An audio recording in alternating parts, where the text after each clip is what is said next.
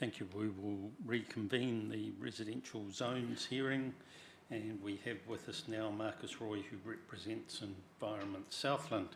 And I'm sure, Marcus, you know everyone around the room, Glenys, myself, Joanne Scoos, and Lindsay, the admin person, and Bridget, who's just keeping an eye on working out how some of these things are going to be implemented.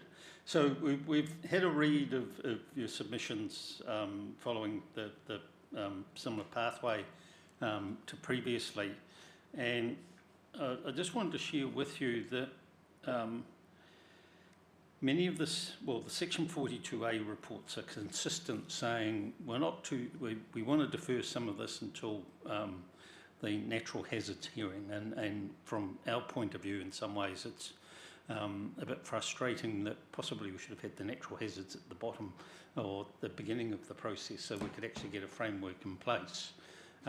Because the main theme of what Environment Southland's been putting forward relates to the suitability of land, given future use versus flood-prone nature, and the recommendation is, well, in some cases we've got to wait more appropriate dealt with in natural hazards.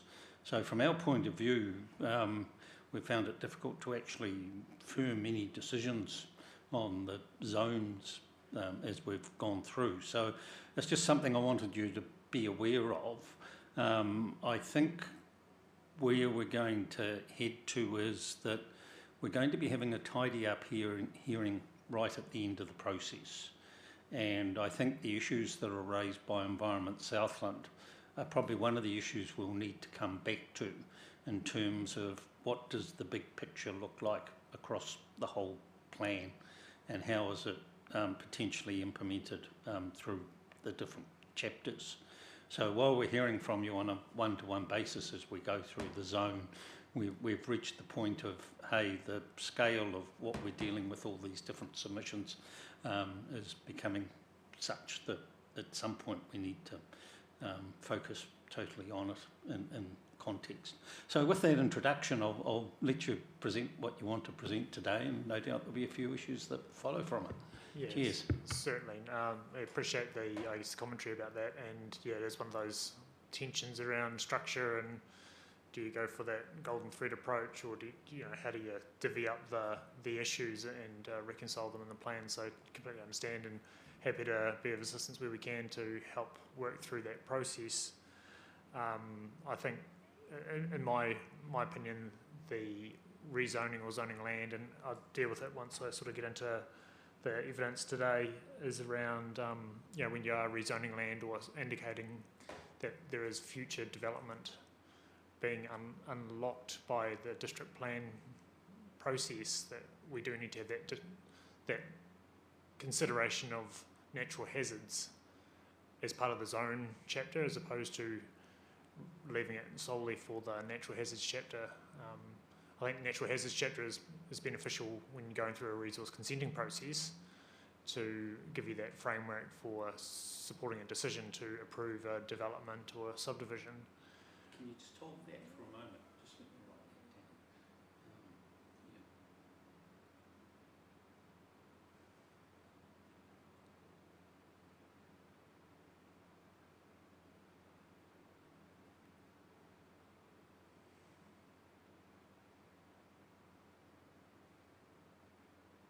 Thank you.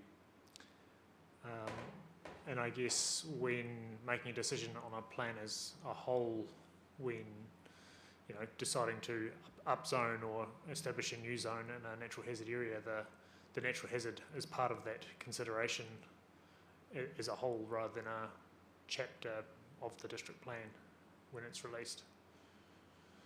But yeah, I guess in context, don't want to regurgitate too much from previous hearings, but I guess confirm that full member of the New Zealand Planning Institute, have a Masters in Environmental Planning, and I guess I've read the expert witness statement. So in terms of the evidence being presented, it is evidence as such for the panel to consider expert evidence. I guess the evidence today, I'm talking through, I've got a couple of handouts and I have submitted some pre-circulation evidence to the panel in advance of this hearing, and I've got some hard copies today, so whether you want me to distribute those hard copies now or save you jumping between a third and fourth screen, I'll keep a copy for myself, but there's 5 other copies there for everybody. And I've also got actually another one too for the Gore West residential development area as well. Been working with Bonish, so I've got some suggestions on that too. I'll help hand them out as well. I can share this one, I'll give this one to Courtney. Lindsay, the evidence that Marcus just referred to, I don't see popping up on our list on the screen here.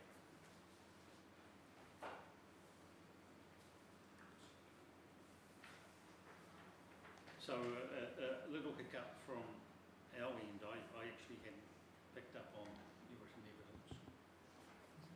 We mic wasn't going. I'm not sure whether the recording picks up the mic or not. Yeah. Definitely sent somebody.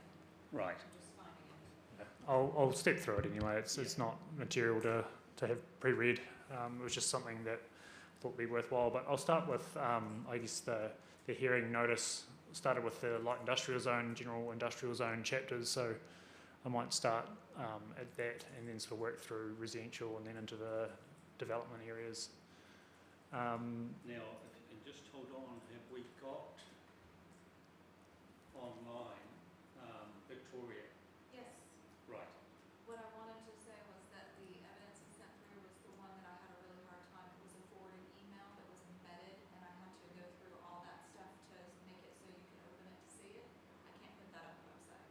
Right. There's just no way to do it. Okay. So that was that one. Right. All right. So I forgot to note that Victoria, who did the industrial report, Turn is your mic sitting. on, Keith. Perfect. Sorry. Turn your mic on. So for Victoria's benefit, I just noted that Victoria's online, and she was the author of the industrial report. So thank you. Proceed. No worries.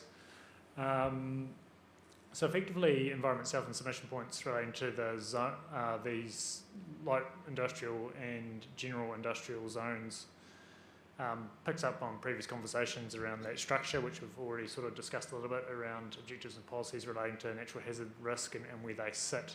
So when making decisions on activities in that zone, are they best to sit in the chapter or are they best to sit in the natural hazards chapter? I guess from an environment self perspective, we recognise that the chapters should recognise the residual flood risk that exists in that zone, particularly as the restricted discretionary activities. If it's in the restricted discretionary activity consideration, then there can be some thought, and I'll talk about it a little bit more in the residential zones, but I guess the same applies back to the industrial zone. So effectively,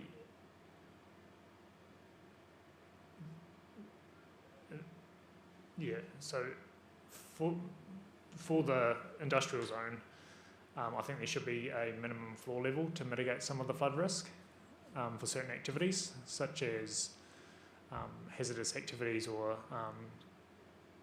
the contamination areas and other bits and pieces that if it does get wet, it creates a significant risk downstream or into the wider catchment. So some flood management or flood mitigation should sit within the activity criteria within the industrial zone as opposed to objectives and policies and rules in the natural hazard chapter. So I guess that's a bit of a consideration around that industrial zone aspects. For the residential zone, general residential, medium density residential and large lot residential zones, Environment Southland opposes in part rules GRZ 1 through 6 MRZ 1 through 6, 8, 10 to 14, and LLRZ 1 through 6, and recommends that additional performance criteria are included to the permitted rules, which requires new development to not be within areas subject to identified natural hazards. So I guess what we're seeking there is that if it's known to be flooded or floodable, we need to be sending the right signals so that future landowners know that there is a natural hazard risk and there are mechanisms in place in the plan to prevent further growth and development, particularly of the hazard-sensitive buildings and activities such as residential use.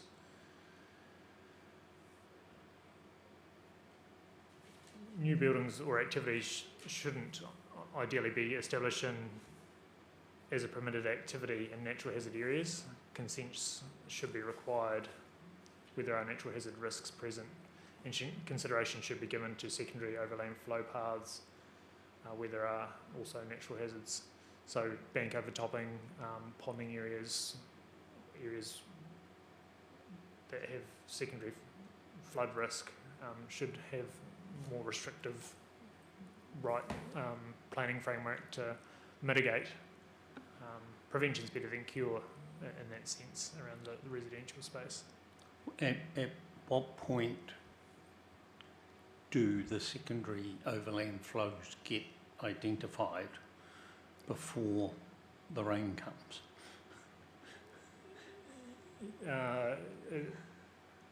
I guess the design capacity is about 1 in 10, predominantly through the stormwater capacity networks and that sort of thing. I guess there have been a number of instances in Gore where there have been flash floods from localised downpours, but also, I guess, from a submission perspective, secondary flow paths, I guess, breach of bank, stop bank, so primary flood would generally get down through the floodway, down between the banks of the Mataura. But a secondary flow path, I guess, is bank overtopping. So talking about reasonable level floods, like a 1 in 100 year flood, is likely to overtop banks and cause flood issues down through Main Street of Gore and Mataura. So I was trying to give some consideration that there is a residual risk behind the stop banks, not only for the residential zone, but also the industrial zone as well. I was wondering, like, the last time we had a heavy downpour, the stormwater caused a lot of flooding in West Gore. Yeah. So there's no way you can actually compensate for that, but you're not talking about that really. What you're talking about is breaches of the riverbank, basically? Yeah, talking about both, but I guess signalling that there's not much to be done for existing buildings and infrastructure in those locations, but the district plan is the right mechanism to signal adaptation from those areas. We don't want to compound the issue moving forward by enabling further growth and development in areas that are known to have problems.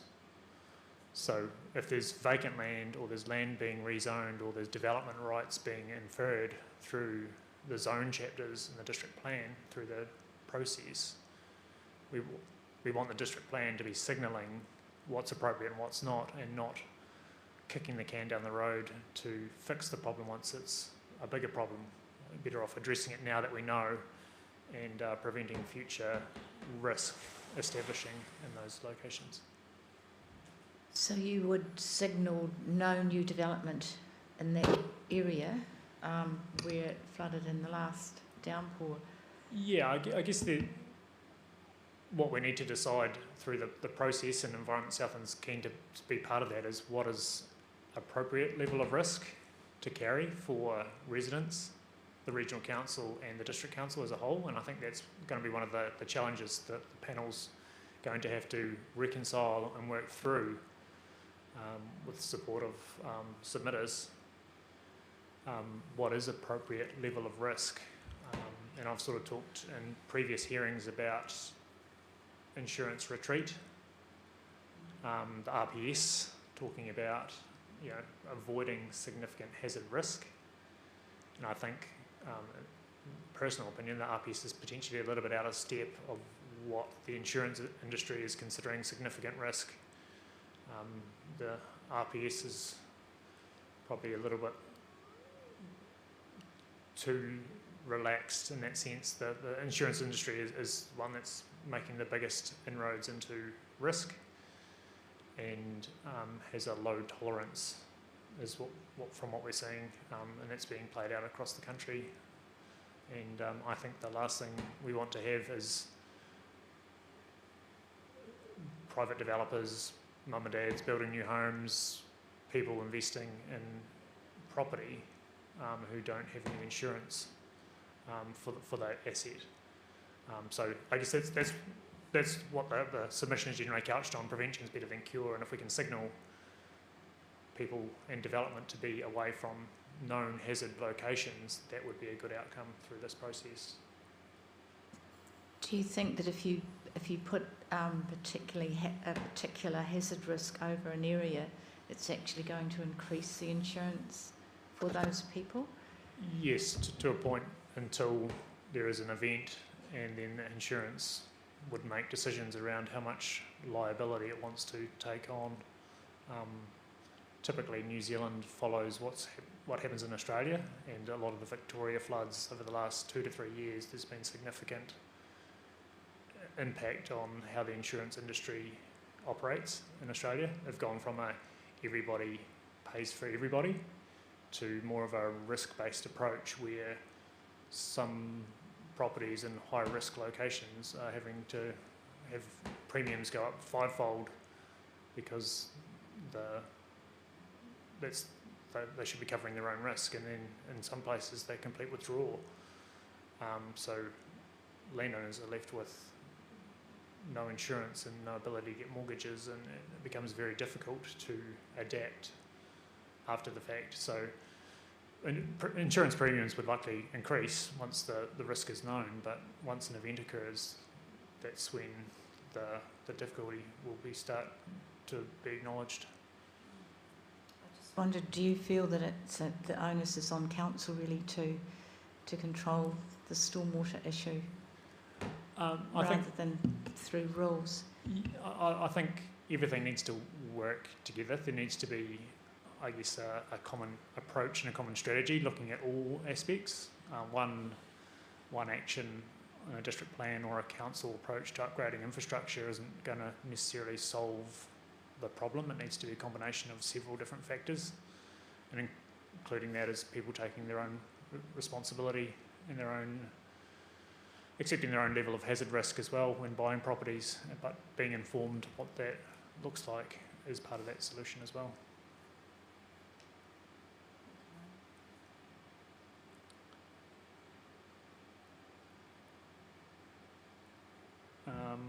So for the rules and restricted discretionary activities in the residential and industrial zones, Environment Southland outlines that natural hazard risk should be part of the discretionary or matters of discretion, and that would reflect the risk of natural hazards on these activities and enable resource consent decisions to reflect that risk.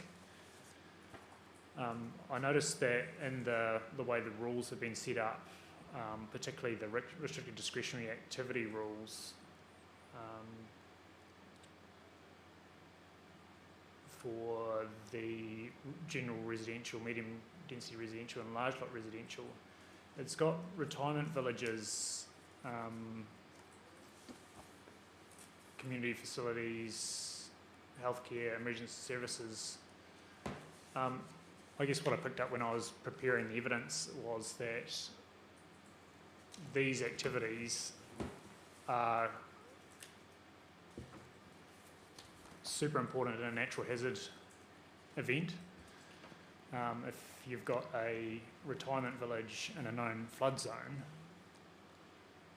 and you know that there's a flood risk, evacuating retirement villages distracts a whole lot of emergency service support from other critical activities. So thinking of the 2020 floods, Gore got evacuated because of the potential risk of bank overtopping. I was involved in that response, and it was a significant effort, mobilising sufficient capacity and capability to evacuate the rest home. We don't want to be putting rest homes in flood zone areas and unnecessarily risking life and occupying emergency services for those sorts of activities when the pressure's on. But additionally, community facilities are often the evacuation centres. Healthcare, emergency services are also restricted discretionary activities in those zones. We need to be making sure that, as a matter of discretion, flood risk should be considered as part of the ability when making a resource consent decision, so that you're not using emergency services to save themselves, or being distracted from their headquarters going under, particularly after the initial phase, and there's going to be ongoing tail of emergency management services that are needed, and you don't want to have those facilities in the urban zone being compromised to be able to perform functions adequately to the best of their ability. So they're all requiring consent. Yes, restricted discretionary. Yeah. Are there any of the permitted rules? It'll be in the standards that you need. No doubt you're going to talk about. I need to have something in the standards as well for what applies if there's a consent required through a permitted activity. Yeah, so I guess that was the rules 1 to 6. I guess it was general residential development and additions to residential development in some of those sections.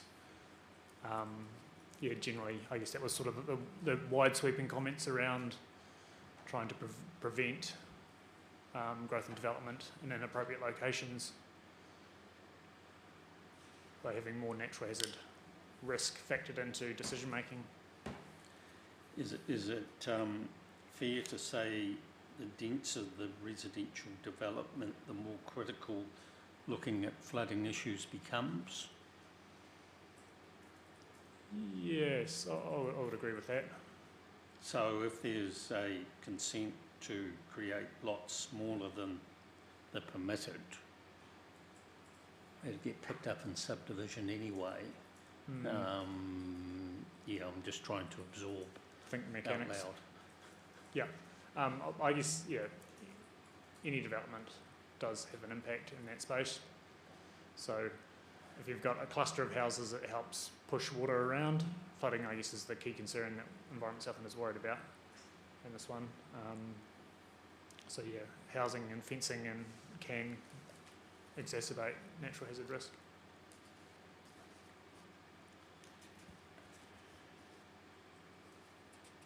Okay.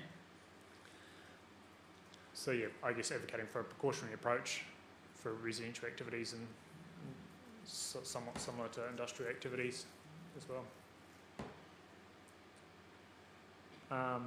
Next part, I'll talk about the Gore South Industrial Development Area. So that's the handout I've passed around. It's I think it was a piece of work from 2009, which was looking to put reticulated wastewater services along to Charlton Road to enable or to deal with separate tank issues that were arising at that point, but also enable future growth. So it steps through quite a lot of historical information around previous flood flows. I'm not going to talk through it point by point, but I guess key summary from the document was that there have been a history of large floods in the Charlton Stream, Spittal, Cronins Creek area, and it looks like the 1980 floods were considered to be the worst. There was conversation at the time around putting stop banks in or flood alleviation works, but in order to reduce the proposed potential risk, but that didn't proceed due to lack of uptake or people not willing to support it. And the report concluded at that time was more ground level information was needed to determine the risk to the racecourse site. So I guess there hasn't been close analysis of that racecourse site. And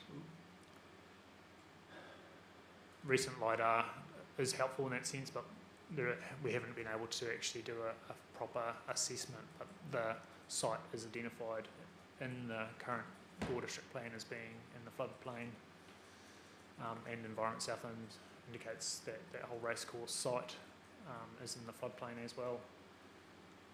And driving past today, having a bit of a look, it does look very low, close to the state highway and railway line, but potentially a little bit higher where the actual racecourse is. So it's hard to know exactly what the level of risk is of the racecourse going into water, but certainly the site's close to the road and northwards towards Charlton Road. They're certainly in the flood zone, and some of the photos in that report that I've circulated are of that area, showing flood signs of flood, and it'd be particularly worse. The figure on the front of that report has a hatched blue line running sort of southwest northeast. That's the line, and there's a box there that's the indicative western boundary of the area prone to Mataura River stop bank overtopping. So should the stop bank overtop in Gore, that is an approximate area where the flood would go. So I just wanted to signal that and putting that in front of the panel for consideration around the development area. So that actually does cover the racecourse? It does, but I think it's relatively high level without the detailed knowledge of a thorough flood model.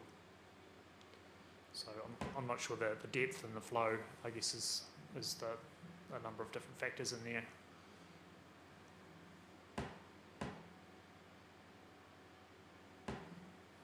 So I guess those were the key points wanting to raise about the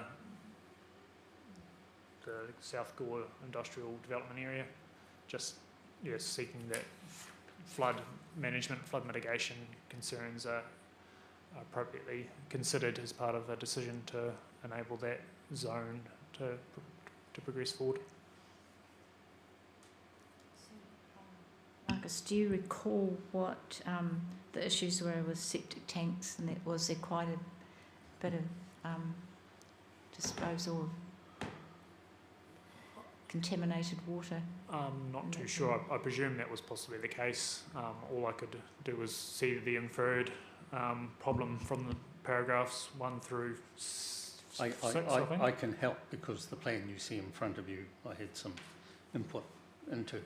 And it came about because of concerns from the building inspectors and also from health over summer months, where the drains down Racecourse Road, Racecourse Lane, had an odour that suggested that the septic tank waste liquid was getting through into the public drains because they're dug down lower than the ground surface around them.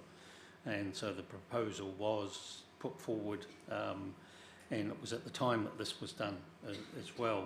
The proposal was put forward to retain septic tanks on the property, but to pipe the liquid into a communal system, including all the land that's the Hokanui-Brunanga land as well, and then take that off to the sewerage ponds. When that was raised with current council staff, none of the council staff were around at the time to actually be aware of it. So I have forwarded this report through so that I guess the corporate knowledge is getting invested back into the current team, because one of the issues that's come up is supply of water to dwellings on Racecourse Road, given that there's a number of potentially illegal connections happening in that area and sharing of water supplies, and if council was to put water in, then what's the next step? So this helps refresh all that, as well as reminding us as part of the district plan considerations. And I guess it's helpful from the point of view because the race course area at one point was being looked at for residential development, particularly along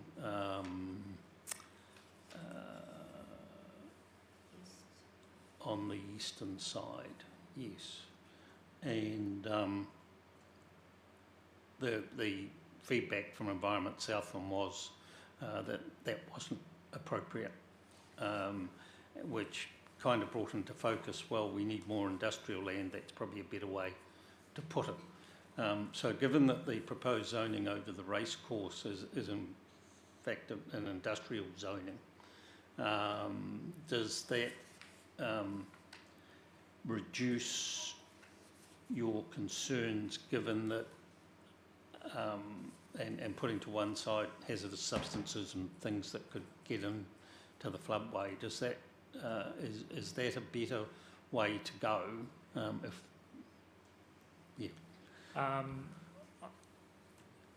Industrial zoning is still permits development of structures or buildings.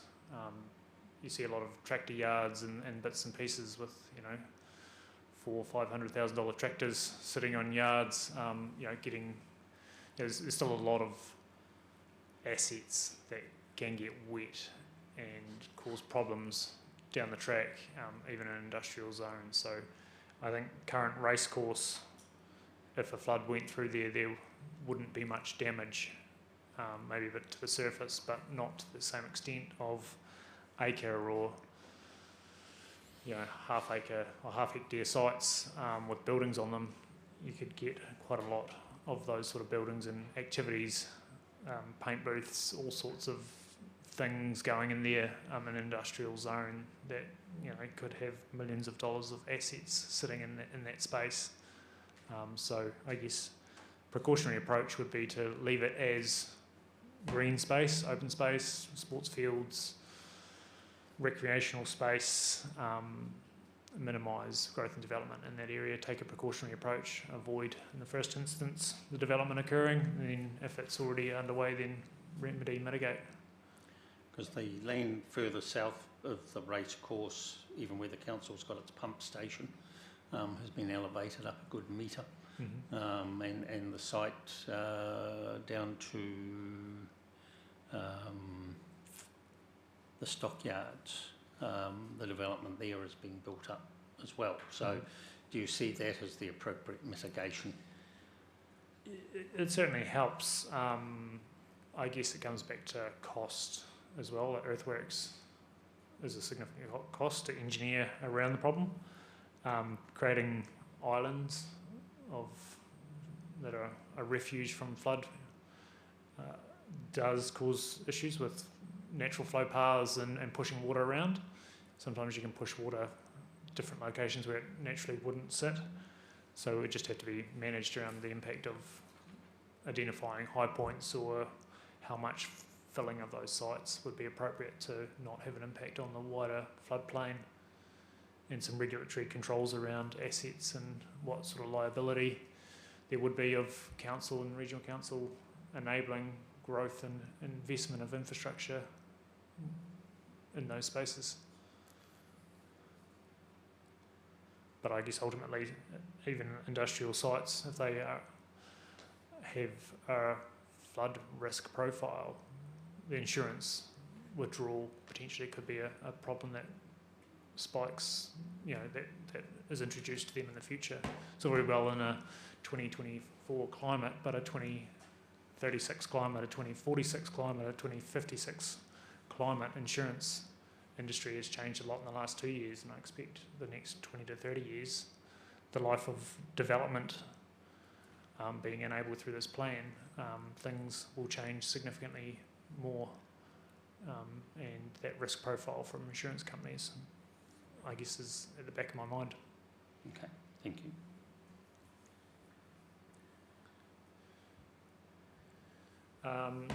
Next part I was wanting to talk to you about was the Gore West residential development area. So I've circulated a double-sided page that I presume the panel's already seen from Bonish Consultants, minus some red highlights and some comments in the margin. So I guess Environment Southland submitted on the basis that the policies and rules in the development area weren't clear enough about the historical mining risk. It was outlined quite well in the introductory part of the chapter, but as soon as you got into the objectives and policies, it didn't feel like there was enough there to support the council making a decision to manage that mining risk, particularly with the underground mining and risk of collapse and instability. So I guess in principle, Environment Southland is not opposed to the rezoning of this development area. However, it suggests some amendments to provide better clarity. We met with Bonish Consultants and the landowner to outline our submission points and work through conversation, and we're of the view that proposed amendments to the rules package didn't quite, or we could work into a space where we would be satisfied that we could manage the risk. So effectively, I'll work through that page sort of point by point if you like, or unless you want to start with questions. No, please do, because we spent a bit of time talking about this rule earlier in the day. Yeah. And taking us through it step by step will help us thinking. Thank you. Sure. So Bonish proposed new policy DEV 2P6. In principle, generally don't have any concerns with that. I consider that a strongly worded policy around future growth and development in those two hazard areas is needed to lean back on if you trigger a rule. So no problems with the proposed amendments to adding a new policy. Sorry, I'm just had development 1 area open, not 2.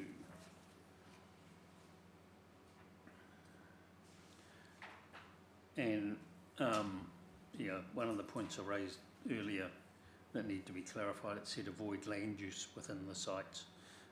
That means agriculture. I think the intent is to avoid development within the sites. Okay. I posed the question, further investigations, until further investigations have been done. So what's the timing of it, who's going to be doing it, at whose cost, etc. And really the feedback was that would happen at the subdivision stage, if I remember correctly. Yep. Yeah, that's how I understood it to be read. If you're looking to undertake the development, you'd need to satisfy council that the investigation had been undertaken. And yeah, well, I guess trying to understand what category the risk was, and that's I guess where I started getting myself bogged down in the detail around what's an appropriate level of risk. Is it no risk? Is it less than minor risk? Is it a appropriate level of risk? But yeah, we'll work through that. So effectively, I've comment MR2, I thought it might be better to sit as a subsection 5, but not going to die in the ditch over that. I think it's more of a formatting question. So happy to move on to, I guess, the substance of what I was seeking to talk about. I guess what I've outlined there in MR3 was, I think what you've written should link to the proposed policy 6 about recognise the investigation part. So what Bonish have written there, it says that the site is not identified as being at risk. So by who? So ideally an investigation should precede a statement around no risk. So for example, if you've investigated and completed the assessment and no risk is identified, then you're good to go. Yeah, so probably bring Joe on board there in terms of, in some cases it's possible that someone will seek to do development before that assessment has been done. And the way that she explained the hierarchy was that by having it in the left-hand column, creates one barrier, I guess, or one pathway, take us through. Yeah, so we did discuss this a lot earlier, Marcus, and what you've raised in your comments is what we talked through in terms of how, one, we can make these a little bit more user-friendly in terms of splitting them out, splitting rules into hazard area 1, hazard area 2, and also how this, where it's referenced as 4A and then 6A, how we could amend that to relate back to those policies and actually get a little bit more detail in there around that investigation process and who's undertaking it and when it's happening. So I've got a note here that we'll look at revising these wordings, but the main thing, I guess, with that structure and inputting that standard there is that if that standard can't be met and that investigation hasn't been done, then you would trip to a non-complying activity. So yeah, we definitely noted that we needed a few drafting amendments to make sure that's really clear. Yeah, and then I guess that was the thrust of our submission point. Yeah. Was seemed like it was good to go in the sense that objectives and policies weren't quite strong enough and the rule cascade wasn't quite there to trigger that thorough assessment. So So you're saying we need to be looking at the policies as well? no, I think happy with the proposed policy P6. So that's been drafted. P6 with a void, and we kept getting reminded that the Wellington drafting code for plans is very helpful guide, that where you have a policy that says a void, it's pointing towards a non-complying activity. Yeah, agree with that. And I guess one part of the conversation I had with Christine was we somewhat disagreed around the level of risk of what's appropriate. So So I guess what comes to mind in your earlier comment is you want the risk, there's no risk, whereas the provisions we've got here says that it's okay if the risk has been mitigated. Now, in an area with old mines, what does being mitigated actually mean? and this was a circular conversation that Christine and I were having as we were back and forth on it. Is there a no risk position you need to get to, or is it 1/100 risk profile? So if you get a shake or a shimmer on the sink line somewhere, are you going to lose a corner of your house, or are you going to lose part of your driveway but not your house, and what's an appropriate level of risk? But I wasn't sure what the geotechnical fraternity used for appropriate level of risk that their insurers would give them liability insurance over. But I guess what I was looking to do was lean back on the policy 6. No risk was the position that was reached in the policy. So Marcus, is there a risk of stormwater getting into those mines and eroding them in any way? Yeah, potentially. I guess there is a wee bit of evidence looking at the aerial imagery where there has been slumps and bits and pieces, and I guess stability and supports are likely to rot over time, so it might be good for the first 150 years, but then they all start falling in after that, or it's unknown, and I guess that's the level of comfort that we need to get to around what's appropriate level of risk. So do we need to do boreholes and really understand what that looks like? My view would be yes, before you enable houses to go on there. Last thing we want is put council in a position where it's rezoned land and there isn't the checks and balances in place through the consenting process to adequately assess and determine that level of risk. There's a picture in the supplementary evidence that came in that shows fingers of green reserve land, which seem near Reby Road to follow where the slumps have occurred. Yep. And the intent is that is reserve land. I'm just thinking if there are issues, If it's reserve land, then it's going to have some sort of public use or walkway or something. So does that create some issues for council? But also to highlight for you that as you drive along Reby Road at present, there's an area on the left-hand edge of the road that extends out about 1 metre wide and about 4 metres long that has created a little slump of about that deep. And a retired engineer who plays golf and goes along that bit of road quite frequently has drawn it at the council's attention, saying you need to do some exploration work because one of the old mines actually goes under the road in the position where that slump is occurring. So it's something that is going to be evolving over time, and I'm kind of waiting for you to come to have that conversation in that if at what point can you say there's no risk? Because if, as you said, the wooden things are deteriorating over time, does there need to actually be the old mine map somehow linked in to where buildings are able to take place? Is that a district plan matter or is that a building consent matter? My view would be the first point of development should be dealing with it, which is the rezoning, should deal with it at a plan level in the first instance.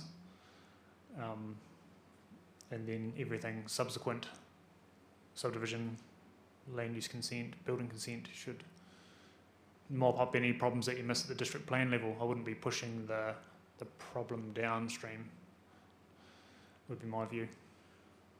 Jo's tapping her finger, so she's itching to say something, but add to it that we've identified, there's 2 hazard areas identified. Is that sufficient? Yeah, so I just wanted to reiterate that, you know, this development area doesn't allow people to just go out tomorrow and build houses. We have gone through a process where we have had geotech analysis that have gone out on site and have got us to a point where we've got an area where the experts are comfortable that there is no risk, and that has been rezoned residential. And then we've got 2 hazard areas where there is still an unknown amount of risk and it needs further investigation. Now, the cost involved in that further investigation is extensive. So whilst, you know, we're in this district plan process now and we have got a roadmap now of how to further develop these hazard areas if necessary. And also the zoning of these hazard areas is reflective of the fact that it might be the case that there isn't an ability to develop the entirety of the area, i.e. the reason that it's rural lifestyle is that it is anticipated that it's a larger lot size, and that's to accommodate the fact that we're not anticipating there to be multiple dwellings in this area. It's a case of following further investigation, are there areas that can be developed? And I think that policy that has been put forward is suggesting that I would anticipate that the mine will be mapped through that further investigation so that we can actually identify areas of no risk. So I think, in my opinion, we've got enough in terms of this development area. We've gone through the steps to identify where the hazards are, and then we've got a framework in place which, through some finessing, we can make stronger to really identify to future developers that it's not a case of you can go out and develop this land tomorrow. There are more steps to work through, and we've got the consenting process to do that. Do you envisage, through the consenting process, the identifying of building platforms where it's appropriate to put buildings? Yes. So And that is reflective in the rules somewhere. Right, okay, all right. I think it's in the policy actually. It talks about utilising building platforms to identify areas that are appropriate for development. Okay. So adding to that, if there was one building platform for Area 1 and one for Area 2, then that would be an appropriate level of risk. Yes. If there was a site. But if 90% of it was not good and there was 1% that was, or 10% that was good, then development could occur on that basis. Yeah. So I guess hearing from you, you're saying you need to be satisfied. Does that sort of explanation meet your expectation? Yeah, provided, I guess, the finessing piece, the checks and balances and the text is there, then yeah, no problems. Good, okay.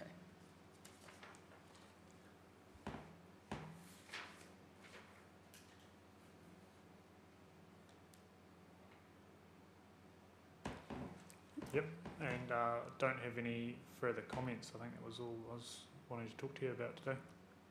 Unless there's any other further questions?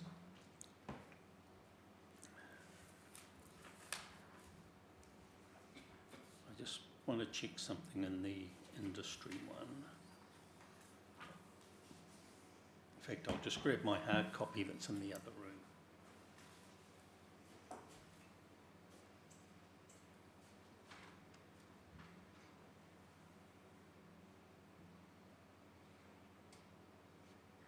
Kia ora team. Kia ora. So I'm just checking that we're scheduled to speak about the industrial zone with Environment Southland next. Yes, I think, yes, we are. So if you have any questions when Keith comes back, Maria, perhaps you could put them then. Yeah, so I just wanted to check that there hadn't been a dialogue up until now about the industrial zone. Not entirely. We have covered it though. Yes, there was some discussion about Development Area 1. Right. Well, I think you're going to have that again because I need to be part of that. So if you could cover the ground that you've already covered, and I'll participate from here. And I do have some questions that I would like to put to Mr. Roy. Might be easier doing it as questions. I guess the key presentation, and we've recorded what comes earlier. The key issue is the flood-prone nature of the area and the uncertainty of data of where the actual racecourse is in terms of what sort of flood hazard applies to that. But if there's a break in the flood banks, then the whole of the racecourse road area is within the area that is potentially floodable, and something to be taken into account in determining the appropriateness of industrial zoning versus leaving it as open space. Would that be a fair summary, Marcus? Yeah, that's correct, and just talk through a couple of the key points from the Environment Southland report that I've pre-circulated. Hopefully you've managed to have a bit of a look at that prior to the hearing. Yes, I certainly did. Thank Perfect. you. So do you want to put your questions, Maria? No, I'd rather hear from Mr. Roy. I'd like his summary first, please, and then I will participate from there. Oh, sorry, I thought I'd given you a brief summary of what he had said. No, I would rather hear from Mr. Roy. Thank you. Right, no problems. Yeah, just so effectively the key part of my text was that so Environment Southland has some significant concerns with the development area and it opposes the proposed rezoning. The development area was identified as being within the flood zone in the current district plan and Environment Southland records, and the pre-circulated report was quite beneficial in the sense that in 2009 it was identified that there was a need to put wastewater reticulation into Charlton Road, Racecourse Road area to deal with on-site wastewater risks. But I guess at that time Environment Southland identified that enabling infrastructure to go into that location was going to be a precursor for further growth and development. But wanted to outline some of the historical records, such as large floods in Charlton Stream and Collins Creek area. It looked like the 1980 flood was about the worst on record, or on recent record, and flood alleviation scheme was proposed but not widely supported by the residents, so that didn't proceed. And the conclusion was that more ground height information was needed at the racecourse to determine risk at that site. But with recent LiDAR information only recently becoming available this year, we haven't been able to have a full flood analysis in that location. And no, I'm just thinking about, so rather than thinking about the residential proposal, if we focus on the industrial proposal, when I looked at the material that you'd sent through, it was clearly pointing, I thought, to that racecourse land, which in the Section 42A report, there's a figure that signals that land largely for sort of stage 3 of development. But, you know, those parcels where the racecourse is situated looked, from the information that you'd sent through, to be quite resilient and perhaps higher than flood prone land around that site. And when I look at the Tonkin and Taylor report that was attached to Ms Woodbridge's evidence, it would seem to support that in general, that area that's proposed to be zoned industrial is at a lower level of flood proneness. Do you have a comment on that? Yeah, certainly. I had a quick look at the LiDAR information this morning before I came out, and it did look like there was quite low on that site towards the state highway. So I guess where the actual race course is itself seems to be on the naturally sort of higher part of that site. But I guess there would be a fair bit of ponding between the railway track and the race course. So anything sort of east of the current track, it does dip down quite quick. I guess we did talk about the hatched blue line running through figure 1 on the Environment Southland report that I sent through, was the area, indicative area of the western boundary, should there be a stop bank breach through the main street of Gore. So I guess it did indicate back in that time that if there was overtopping of the banks in Gore, that that whole site would be inundated, but without an accurate recent model through that site, it's hard to know exactly what sort of depth or flow would be experienced on those naturally higher parts. So part of the conversation we had was, you know, what sort of mitigation could be imposed? Could localised elevating be needed for structures and key parts?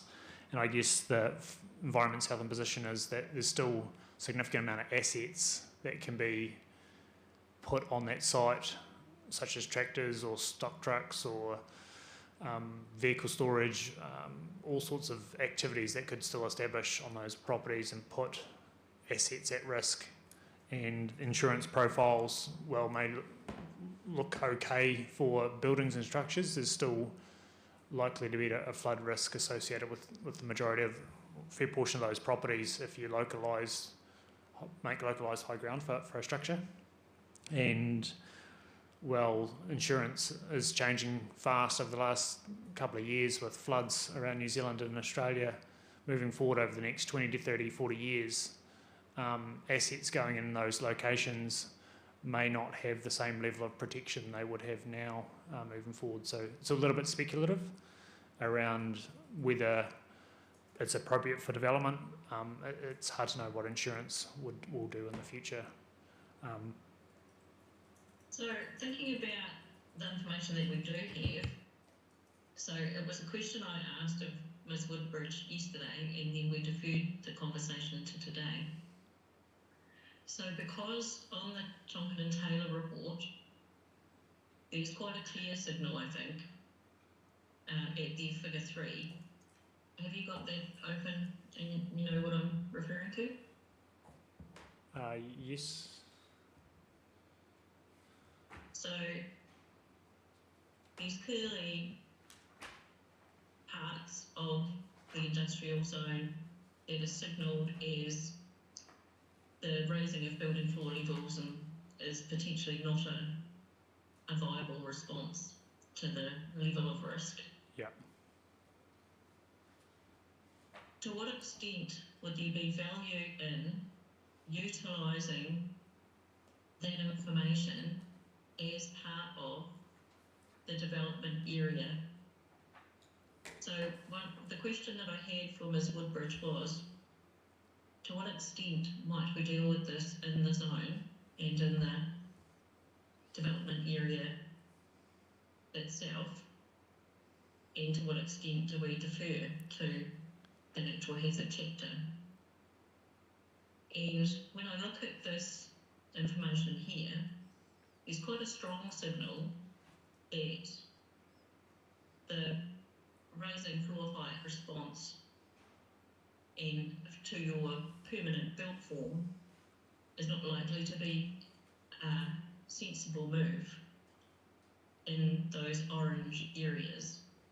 And if we know that pretty much already, is that something that we could potentially signal through the development area map itself, and then tie that through to provisions in the natural hazard chapter, so that there's a relationship between the two that's built, and it's a clear signal to anybody developing there that they'll be fairly restricted on what they choose to do in the orange, and that they will also be mitigating high risk, significant high risk, if they've got assets that are not built for, which is what you were just referring to. Do you think that's a potential way forward? Yeah, I guess I'd advocate for dealing with hazard risk at the first possible instance we could, at the rezoning. The more you can deal with at the front end of the development process, such as rezoning, the less you have to deal with down the track. You want to send the right signal at the front end of the process, at the rezoning of land. Either it's okay or it's not okay, and if it's not okay, what extent is it permissible? So is it better to be green space or parks and reserves or wetlands, or what other use can be derived from that space? Or alternatively, just to put it to you, the land sits in the industrial zone, but because you've got segments of that zone that have this risk identification, what's anticipated to occur in there in association with industry will be restricted. And the reason I'm thinking that might be a way to go is that we were talking yesterday around the 10-metre buffer strip around industrial properties, for instance. And there might be different ways that an industrial user might seek to make use of the area that was responding to the indicated hazard risk, and that might be a bit of a blend between the position that you're advancing and the position of the Section 42A officer. That we would at least have a relationship between the development area map and clear signals around what is allowable in the orange forward part of the site. So, for example, would you be willing to sort of confer along those lines? So, for example, you could use it for car parking, possibly for storage, as long as it wasn't floatables. Is that what you're thinking? Well, like I described before, I mean, it might be partially your buffer plantings, it may be elements of on-site stormwater management. You can see that there might be different ways to use that part of an industrial site without increasing risk to people and property. Yep, I think there's certainly merit for that position. I guess what I have observed, previous role at Southern District Council, we rezoned industrial land at the south end of Winton. I'm not sure if you're familiar with it, it's where the MPD site is, south end of Winton. There's a few big paddocks from there down to Gap Road, east, all industrial zoned. So District Council went through that process and enabled the land to change zones, but land was bought thinking that subdivisions and industrial use would happen relatively quickly, but the way the natural hazard risk sits in that site, the lack of wastewater connections, effectively means subdivision and growth in that area is too restrictive because the cost and the sums don't stack up for someone to do the development. So I guess there's certainly a position of we'll rezone it and future landowners will be able to work through the detail of developing those sites as they see fit. But it becomes difficult to get transparent costs around what that development could look like, and potentially could be a white elephant sitting there zoned for development, but the actual unable to be utilised because the numbers purely don't stack up. So I guess what I'm trying to highlight is there is a wee bit of a risk associated with, yep, we'll rezone it and put the checks and balances in place so that the risks are minimised, actually giving effect to the zoning and building it out as needed to the level of risk required may actually be an impediment to it actually progressing forward into buildings on the ground. So I guess that is just a context of previous example of what I've seen in the past that could happen in this instance if it's not really clear on exactly what floor levels are required, what percentage needs to be elevated, what use or asset value needs to be outside of the risk areas. I'm just trying to indicate that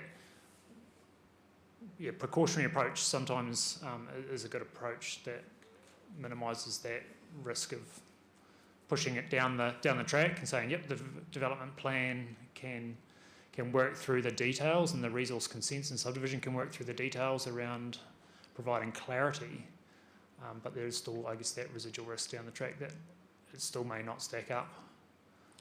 The Reeve Road development area shows that part of the site that is a hazard area.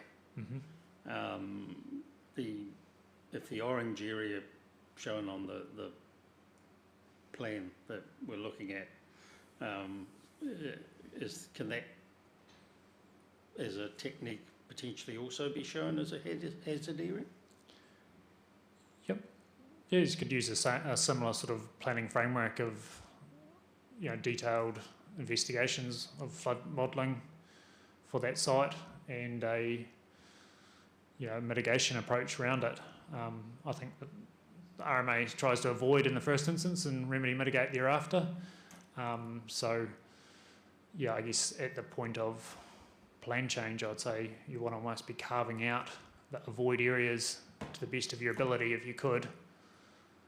And then I think that's what I'm pointing to when I look at H6, just because the Tonkin and Taylor signal is quite strong in terms of it's not going to be an appropriate place to try and address risk by building height.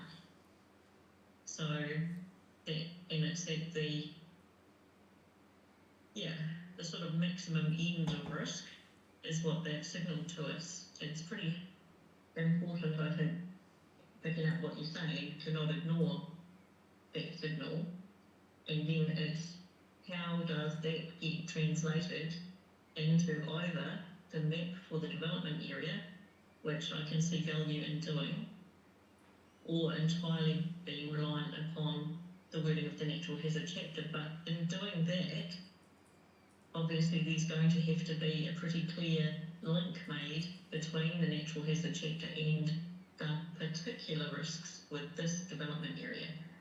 And so it would seem to me that the logic would be to have the specific risk associated with this development area addressed in this chapter and pointing to the reliance on which provisions in the natural hazard, but coming from that direction obviously, but being more specific about what we already know.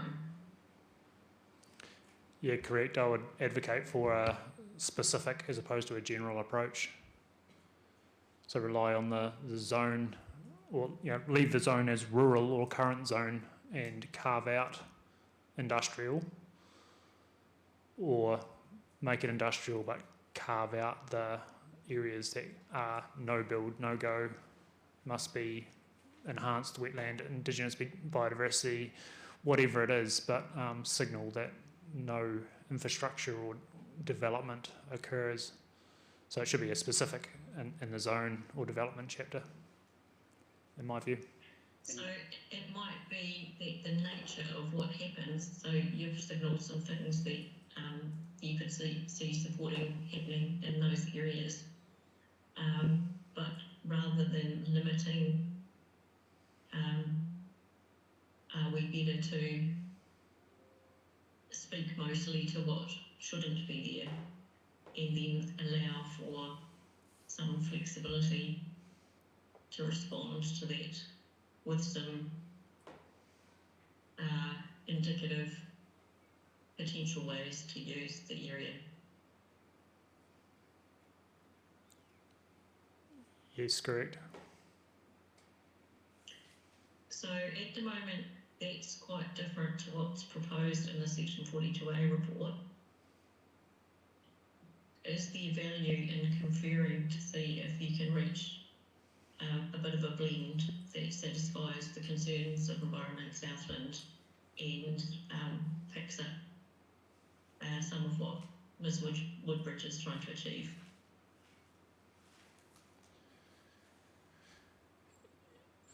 Yeah, we can certainly work through it. I guess it's just about trying to, I guess the panel at some point will have to come up with and we're in the boat too, we're keen to help around what is an appropriate level of risk for the residual part of the site. So yeah, how big that area is, and the Tonkin Taylor, is the orange area conservative enough? Is it too conservative?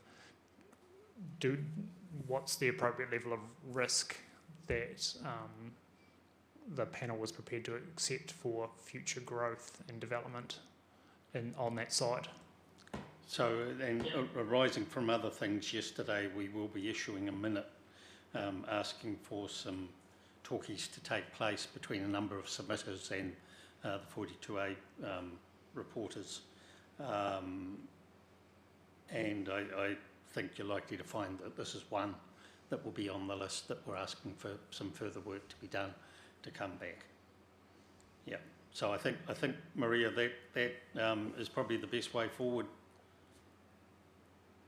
Yes, I think so. I have one question for Ms Woodbridge, which is to what extent would you be willing to explore that option?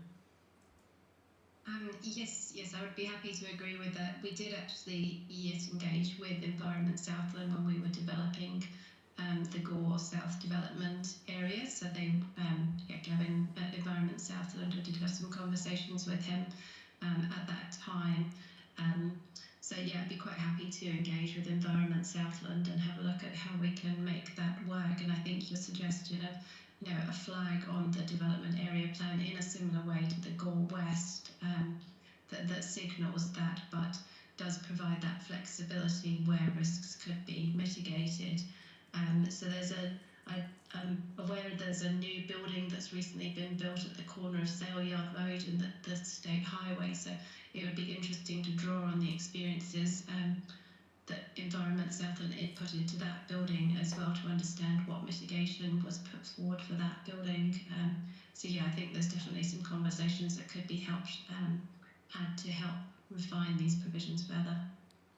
I think the key thing for me, just so that no one's in any doubt, the key thing for me is that we have like a pretty strong signal Mhm. that floor heights for buildings is not a response that's sensible for those orange areas, and we'd be unwise to ignore that signal in, from relevant expertise. Yes, yeah. I mean, I wonder if it would be worth having Tonkin and Taylor part of any future conversations as well, because they seem to have some quite detailed modelling information, and certainly the experts we've been dealing with at Tonkin and Taylor have been very helpful in that regard. Yeah, I would agree, because I took something very important from their report as well, which was that they were treating industrial activity different to residential activity. They were treating its tolerance for risk a bit differently. And so I think having them part of the conversation to get to workable provisions that achieve the necessary avoidance of significant risk, I think, yeah, that would be very helpful. I don't know about the rest of the panel, but that's my view, yeah. That's something we can talk further about in our deliberations next week, and as we draft a memo coming together.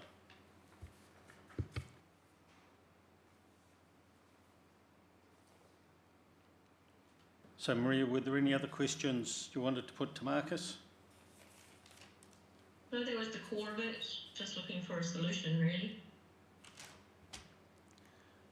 Okay, Marcus, was At there the any? moment, I think we haven't solved it at the moment, is my assessment. Yeah. Yeah.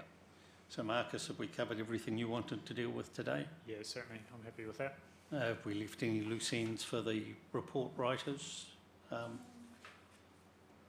Can I just respond to a few things on the residential zones, just in terms of the ES submission and actually the practicalities behind the request from ES?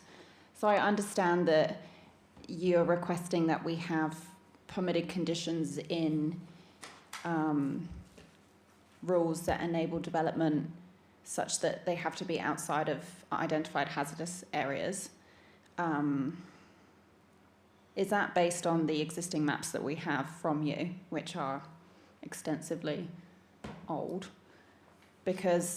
And on the basis that those maps have varied degrees of risk, we've got areas that are hazardous because of potential overtopping. We've got the Mataura River floodway, which is a much higher risk area. So I'm just struggling to understand if that is a blanket rule for every identified hazard area. My second thing is, is it appropriate to require consents in all of these areas on the basis that the risk might be different in different areas? And then what is the expectation of how these consents will be processed? You know, at the moment we request comments from ES if we're in certain hazard areas, and we usually get comments back about floor areas or floor levels, or we get comments around kind of, oh, we've looked at the previous flooding, there isn't much flooding happening there, and it's fine. So I'm just concerned about the practicalities of requiring people to get consents based on mapping that hasn't been updated in a very long time, and also capacity of Environment Southland to provide these comments, or are we expecting people to get hazard reports done, actual assessments by experts like TNT to do an extension on their existing house because it's in an area that's technically identified as a flood hazard because its stop banks might overtop? I'm trying to work through it in terms of day-to-day council life, processing consents, processing building consents, and also just highlighting that a lot of the identified hazard areas are existing developed areas that are at risk because of the stop banks, where we've proposed upzoning of areas like Large Lot or the development area in West Gore that's free from flood hazard.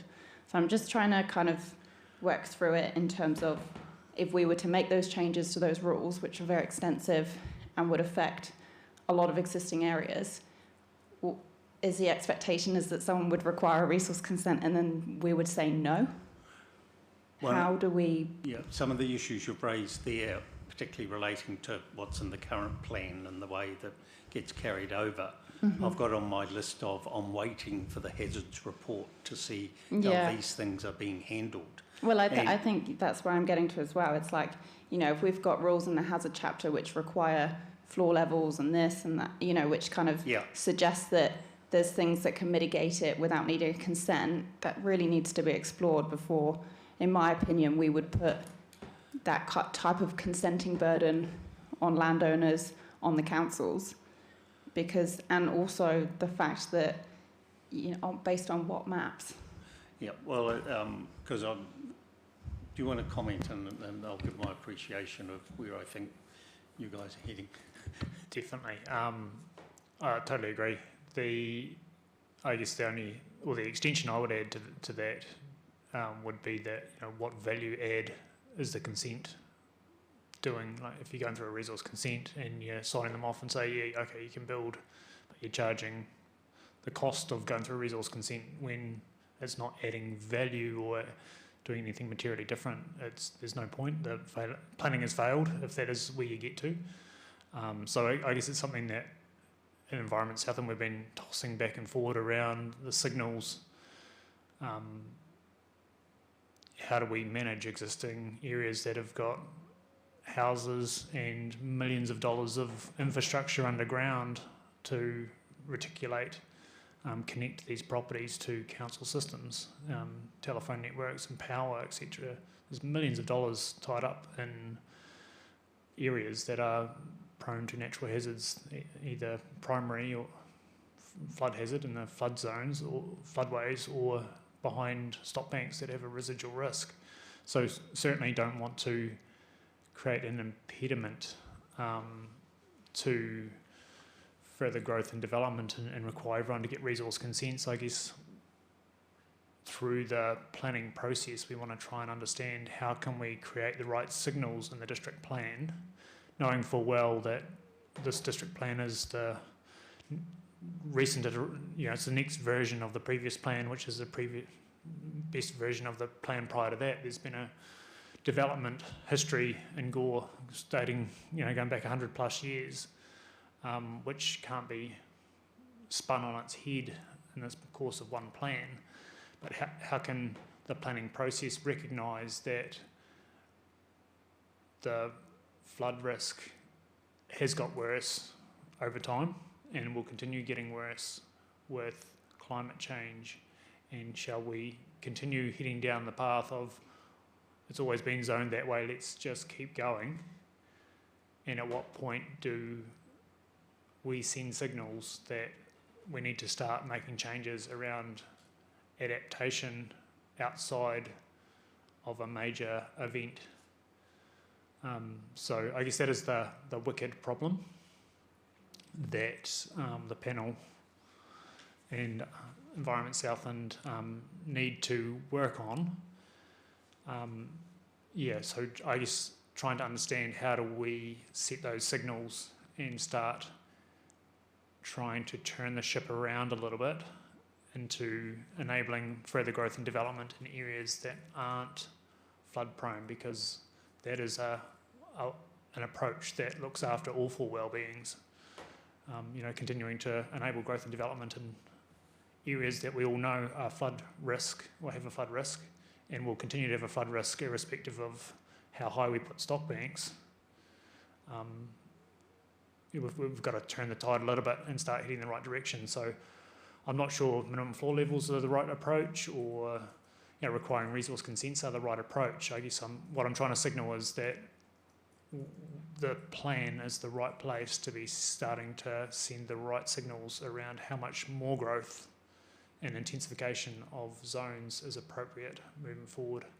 So in terms of the advice, it's relying on the current mapping and Tonkin and Taylor work, and Environment Southland is still working to get their natural hazard report finalised. It's hopefully weeks away as opposed to months away, but certainly looking to share all that information with Tonkin and Taylor district plan crew and the panel at our earliest possible chance we can.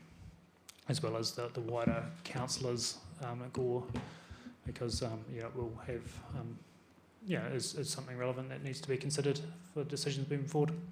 Do you think the maps will be out before the natural hazard chapter? Yes, That would be useful, wouldn't it? definitely.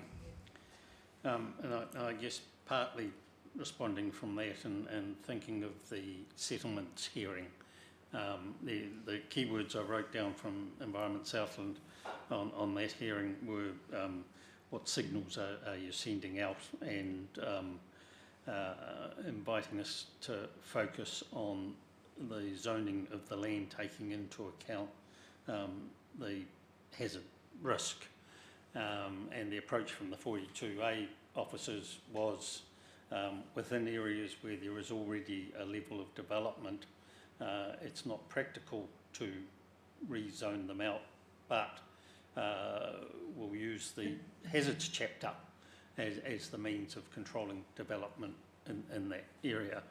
The racecourse is in a slightly different situation because we've got an area that isn't yet developed. So in terms of the submissions that we're hearing today, in determining what the zoning should be, the request from Environment Southland is to take account of what the hazards risk is, and the discussion we've been having over those orange areas is that may actually provide us with a tool moving forward.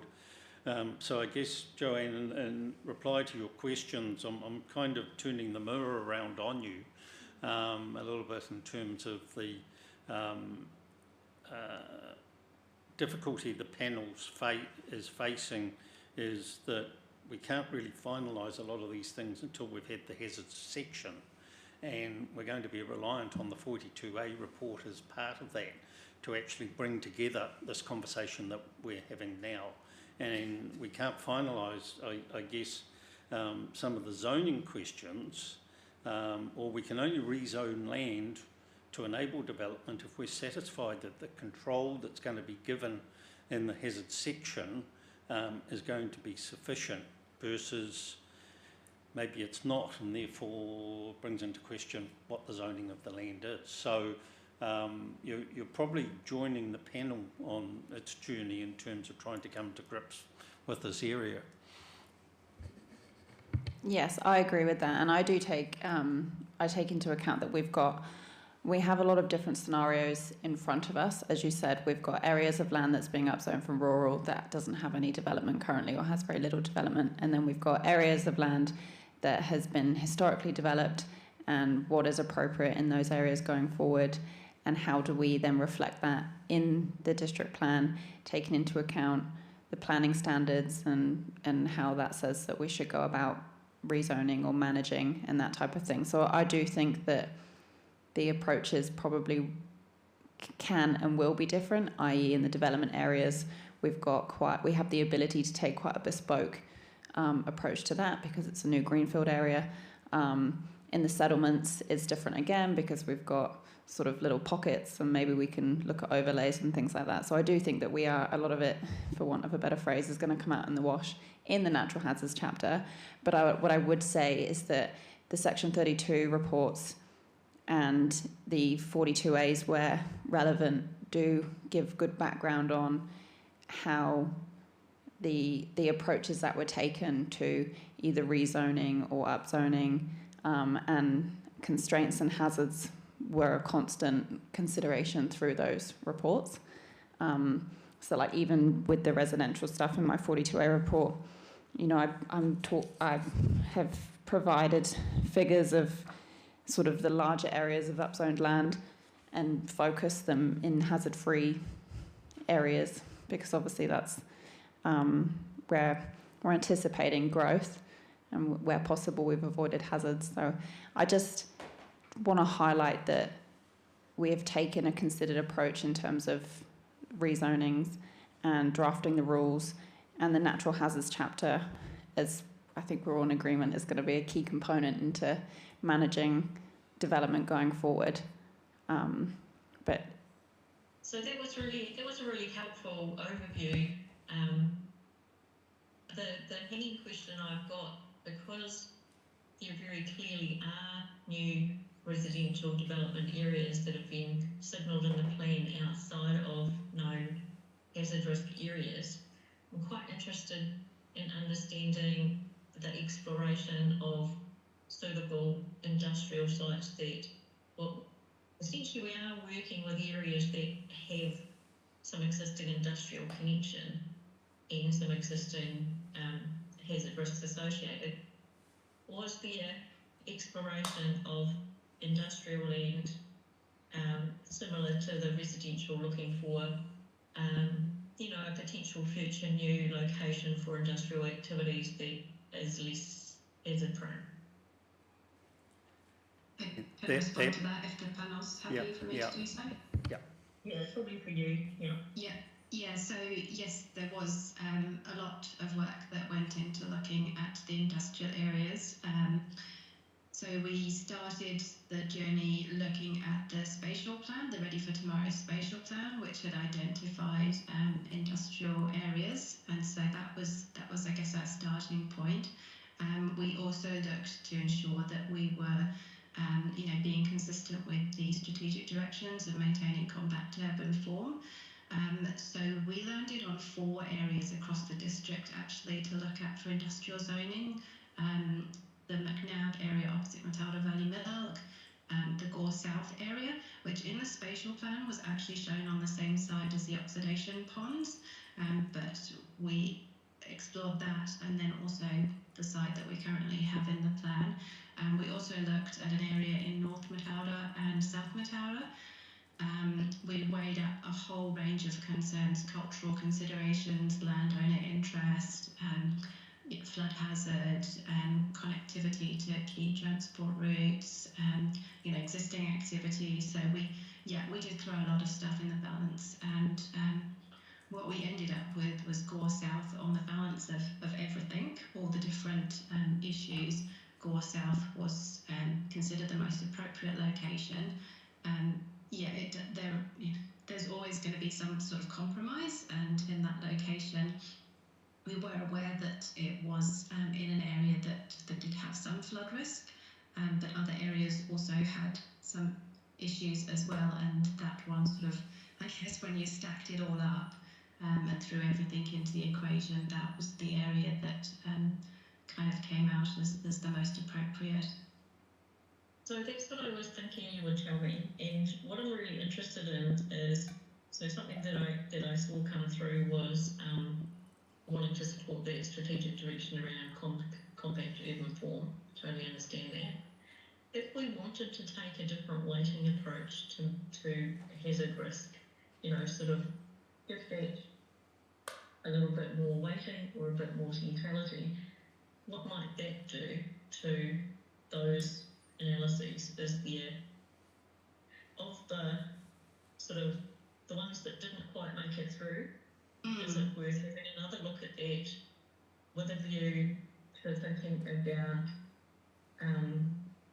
these issues that have been made that are clearly risks that are likely to increase over time, including insurance and financing. And so I'm taking Mr. Roy's point that the stronger we can make this plan now, and the earlier we sort of address and try and avoid significant natural hazard risk, we're doing well for the future of the district, the sooner we get onto it. So I'm just quite interested in maybe just what would float as a secondary or third level option that might have been set aside, sort of allowing for the hazard risk and considering that hazard risks to be acceptable. If we find that we want to think about that differently, what have we got to work with? Is I guess So I guess if I start with Matilda and the reasons we discounted those areas, so south of Matilda in the spatial plan there was a very large area of land that was identified as suitable for industrial zoning, and initially at the draft plan stage we did actually propose an industrial zoning in that area, but we had some geotechnical investigations because there's quite significant historic mines in that area, And Right. when we had that geotech information back, it was fairly high level, it wasn't investigative because of the cost. You know, there was quite a significant part adjacent to the highway that would be very difficult to build on. So you then would be pushing development back beyond the highway. And just in terms of practically, it didn't work, which is why we went for a rural industry precinct there to try and accommodate larger activities that could use some of those mine areas within their buffer sort of areas. So that was South Matara. North Matara, we moved quite quickly away from that. There was quite significant landowner opposition in that area, and also there's quite a number of smaller sites in that area, and so the feasibility of actually developing in that area, you know, coordinating between landowners, made it seem that actually it probably wouldn't likely be realised. So that left us with the two areas, the McNab area and then the South Gore area. The McNab area, we did actually slightly revisit that right before notification, but one of the issues with the McNab area was we had an Upper Tihano assessment up there which signalled that activities that might adversely affect the multi-purpose zone wouldn't be appropriate, and so that was a reason for moving away from that area. Whereas, you know, as I said, there was existing activities down in South Gore that are industrial, and it was a fairly logical sort of progression. We had a landowner, being the racecourse, who were quite keen. When we were looking at it, the landowner in McNab hadn't signalled any intention, but I understand that may have changed since. So yeah, that's just a little sort of whistle stop of the process that we went through. It is outlined in the Section 32 report, but yeah, we did put quite a lot of work into exploring these areas. Yeah.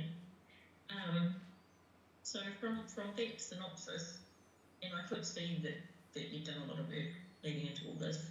So from that synopsis, the area that might be sort of adjacent to the rural industry precinct outside of the historic mine district area would, of all of those options that aren't and didn't make it all the way through to being a development area, would you say that that is, aside from obviously we've got to have the McNab hearing down the track, but of those other options, what does that one look like in terms of hazard risk? Yeah, so we'd need to look a little bit more about flood risk there. It is identified in the Southland significant floodplain area, but in terms of what that, I mean, so much of the district is that was a challenge as well.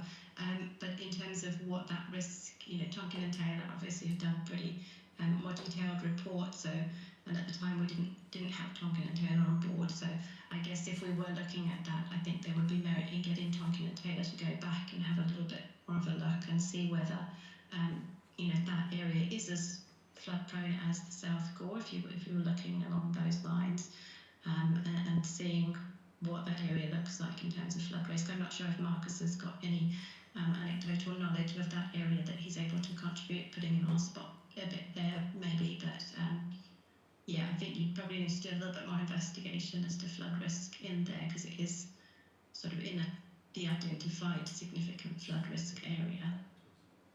So we might not gain anything if we were concerned about trying to reduce risk. Yeah. Possibly not. I mean, I guess McNab, in terms of flood risk, there are pockets of flood risk kind of on the edge. So I guess if your primary objective is to avoid flood risk, then the McNab area has some advantages there. But as I said, it has disadvantages in other areas. And as you're probably aware, we're sort of trying to work with the McNab landowners, and the scope of their submission, you know, may challenge things a little. Yep. So, Mr. Roy, do you have any comment on Ms. Woodbridge's thoughts there around that South Matara area? Yeah, I think it was good we whistle stop, like the phrase whistle stop. It was good to get that snuck in there. There is residual flood risk, particularly if you get a bank breach in Matara, on both east and west. I think in the 84 floods, I think the flood went through the western part of Mataura, so not sure how far south that went. We'd have to have a look through the historic aerial imagery from those floods to try and get a picture of exactly what sort of flood risk there is in that location, as to whether it's palatable or not. I think from memory a lot of it goes out through the stream, is it the Waimumu stream, the south of, so I think a lot of it sort of jumps out and then channels back into the stream and then out through the stream at the south end of the township there. So yeah, it may not quite go too far south of the actual township. So we'd have to have a look at it in more detail to understand what the risk could look like and whether there's mitigation. Would you be willing to do that? Just so we've got something else in the mix? Yeah, I'm not sure of the exact scope of the Environment Southland flood report. I know it does cover Mataura, but I'm not sure whether it is also South Mataura as well, or how far south it goes. I know it sort of covers the main township, so we'll have to have a look at the detail of exactly what it looks like and what's the scope, and whether there's indications from that scope of where it stops, whether we could further extrapolate that downstream. What that leads on to is we're talking about some fairly significant issues, and keep pointing to the natural hazards hearing to resolve these. A hearing that's going to be held at the same time as Indigenous vegetation, and several days later significant landscapes. So two things come to mind in terms of the timing of that hearing. I think it should be decluttered from other issues, so it's the only issue being considered at the time.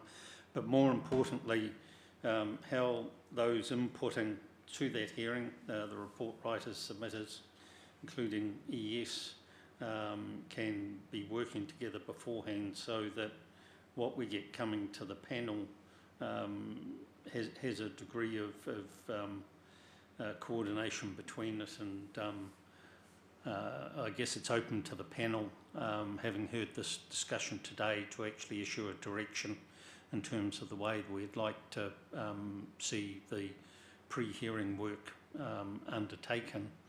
And in that regard, Marcus, you referred to the work that you're hoping to complete in the next couple of weeks. So how can we, or how can we as the panel, and we, I guess, is from the point of view of the report writers, use that in the most beneficial way in the process?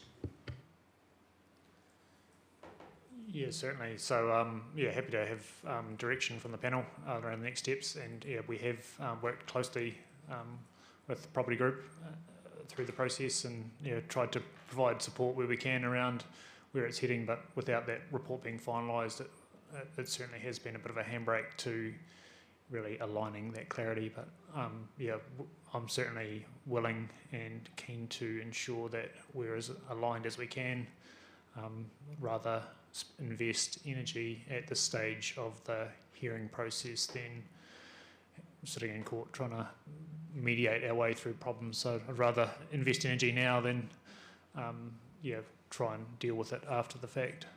So the report you're bringing together, what's it going to show? What's the outcome? There's going to be some pictures and there's going to be some words. How's it going to help us? I haven't seen the report myself, so I'm not even sure exactly what form it looks like. I know it is a model, so models are models. They are not gospel, so I guess they have limitations. And but I know it is a significant chunk of work that has taken a long time to put together, and certainly significant cost has gone into producing that model. So I think the level of detail and accuracy of the model will be beneficial to the process of working through the district plan, and how we look at those zoning, the construct of the plan around whether the chapter or zone and how we go for a general or a specific approach. So open for all those conversations, and keen to support the panel where we can. Okay, Glenys, anything further from you? Maria, anything further? I think that's all that we need. It's just down to the minute. Yeah. Yeah, and so the panel are coming back together, the full panel, the four of us, on Thursday of next week, and probably Friday of next week, I guess now. We'll be looking at some drafts for some directions and minutes at that stage. So that's probably about as far as we can go today. Perfect. Marcus, thank you for being here in person.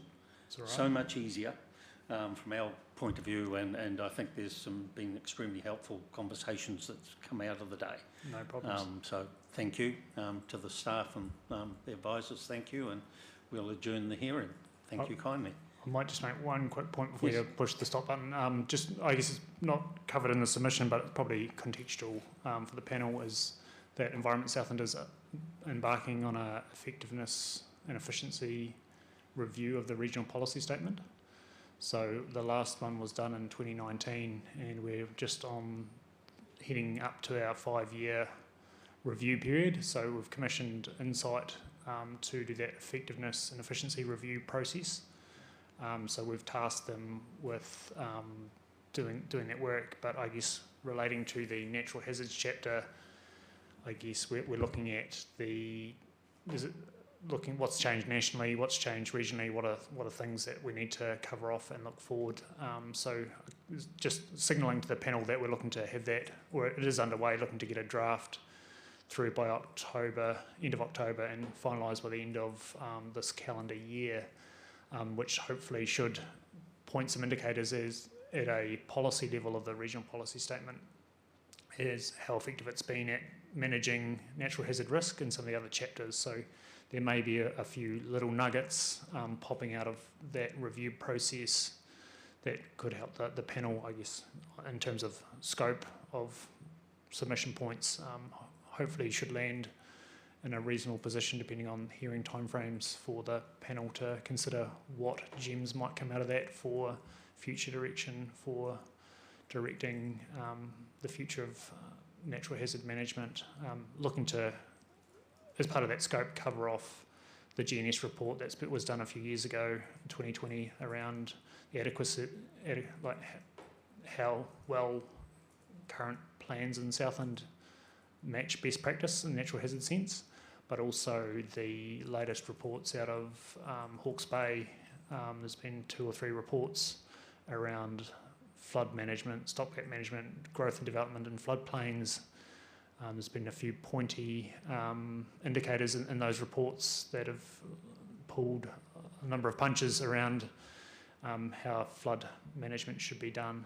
So looking to incorporate that as part of the scope of the review. So yeah, hopefully, I guess that will provide some indicators around policy direction moving forward for natural hazard management and growth. So what's the timing of the initial report? Looking for a draft October 2024 and be finalised by end of calendar year 2024. So next 3 to 4 months. Okay, because one of my thoughts was actually bringing natural hazards through to the December hearing. There would be merit in not doing that, and less panic on the part of the people writing the Section 42A reports as well. So thank you for that. We are adjourned. Done.